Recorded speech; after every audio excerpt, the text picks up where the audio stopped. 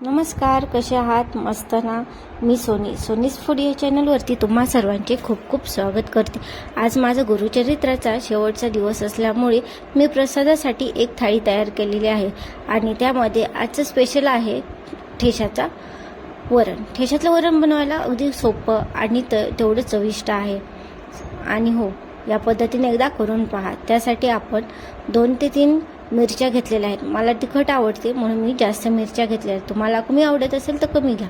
आणि लसूण पाकळ्या यांना मिक्सरमधून काढून घेणार आहोत. चला तर मग रेसिपीला सुरुवात करूयात.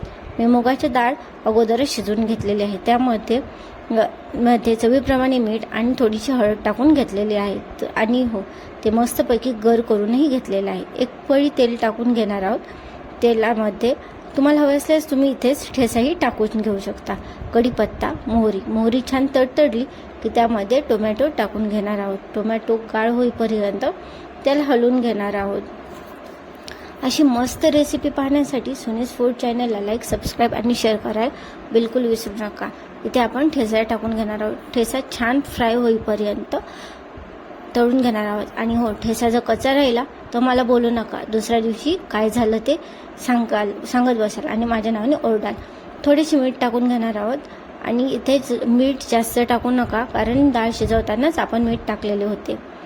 आता आपण छान हलवून घेणार आहोत आणि थोडेसे पाणी टाकणार आहोत.